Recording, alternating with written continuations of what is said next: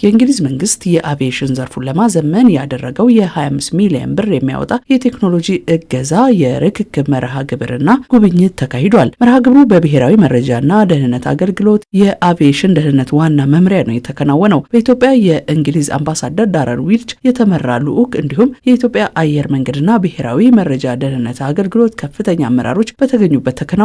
የአገልግሎት መስሪያ ቤቱ ምክትል ዋና ዳይሬክተር ጀነራል ዶክተር ሲሳይ ቶላ እንዳነሱት ድጋፉ በኢትዮጵያና በእንግሊዝ መካከል ያለውን ትብብርና የጋራ ደህንነት የማረጋገጥ አጋርነት ማሳያ እንደሆነ ጠቅሰዋል። Today marks another vital milestone. የዛሬው መርሃ ግብር በኢትዮጵያና በእንግሊዝ መካከል ያለውን ዘላቂ አጋርነት የሚያሳይ ወሳኝ ምዕራፍ ነው። የአቪዬሽን ዘርፉን ለማዘመን የተደረገው የቴክኖሎጂ ድጋፍ በትብብር ስንሰራ በጋራ ደህንነትንና በዓለም አቀፍ ትስስር አውድ የምናሳካቸው ድሎችን ያሳያል። የአቪዬሽን ደህንነት ስጋት ተለዋዋጭና በየጊዜው እያደገ የሚመጣ የዘርፉ ፈተና ነው። የኢትዮጵያ አየር መንገድ በአፍሪካ ያለውን የበላይነት አስጠብቆ ለመዝለቅ የደህንነት ስጋቶችን አስቀድሞ በማወቅ ማስቀረት ወሳኝ ተልዕኳችን ነው። የቴክኖሎጂ ድጋፉም የመፈጸም አቅማችንን ያሳድጋል። ኢትዮጵያና እንግሊዝ ትብብራቸውን አጠናክረው እንደሚቀጥሉ ያረጋገጡት ዶክተር ሲሳይ በተለይ በቢሾፍቱ የሚገነባው አዲሱ አየር ማረፊያና ሀገሪቱ እንደ አውሮፓ አቆጣጠር በ2027 የምታስተናግደው የኮፕ 32 ጉባኤ በተለያዩ አጋርነት ማዕቀፎች ወሳኝ ሁነቶች መሆናቸውንም አንስተዋል። ትብብራችን ተጠናክሮ ይቀጥላል። ኢትዮጵያ በዓመት እስከ 120 ሚሊዮን መንገደኞችን የሚያስተናግድ በአፍሪካ ግዙፍ የሆነ የአየር ማረፊያ እየገነባች ነው። ይህ ከአቪዬሽን ደህንነት አንጻር ከፍተኛ ዝግጁነት እንደሚያስፈልግ ያሳያል። እንደ አውሮፓውያን አቆጣጠር በ2027 የምናስተናግደው የኮፕ 32 ጉባኤ ወቅትም የቦሌ አውሮፕላን ማረፊያ ዋነኛው እንግዶችን የምንቀበልበት ስፍራ በመሆኑ ተመሳሳይ የቴክኖሎጂ ትብብሮች እንደሚቀጥሉ ተስፋ እናደርጋለን።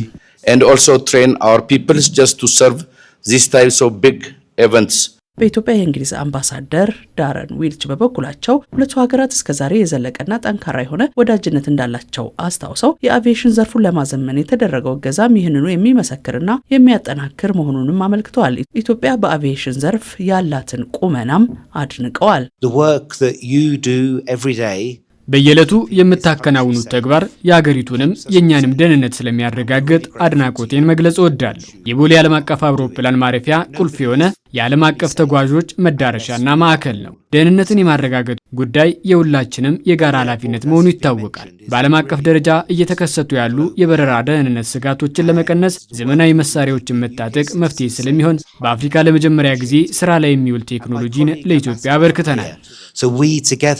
have a bigger responsibility, a global responsibility. የአቪዬሽን ደህንነት ዋና መምሪያ ዳይሬክተር አስራት ቀጀላም ኢትዮጵያ በአቪዬሽን ደህንነት ዘርፍ ዓለም አቀፍ መመዘኛዎችን በብቃት በማሟላት ተጠቃሽ ሀገር መሆኗን አረጋግጠዋል። የእንግሊዝ መንግስትም ድጋፉን በተለያየ መንገድ ሲገልጽ መቆየቱን አመልክተው ለተደረገው ድጋፍም ምስጋና አቅርበዋል።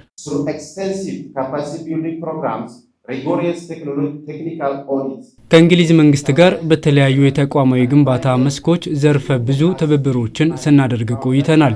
ትብብሩ ለአቪዬሽንና ለዓለም አቀፍ አየር ትራንስፖርት ዘርፍ ደህንነት መረጋገጥ ጉልህ ሚና ወደሚያበረክት ስትራቴጂክ ምዕራፍ ተሸጋግሯል። የአቪዬሽን ዘርፉን ለማዘመን የተደረገው ድጋፍ ዘመኑን የዋጀ የበረራ ደህንነትን ለማከናወን ከፍተኛ ሚና ስለሚያበረክት ምስጋናችንን እናቀርባለን። በኢትዮጵያ የእንግሊዝ ኤምባሲ በኩል የተደረገው ድጋፍ ሀገሪቱ ሆም ኦፊስ ኢንተርናሽናል ኦፕሬሽን ቢሮ የተገኘ ነው።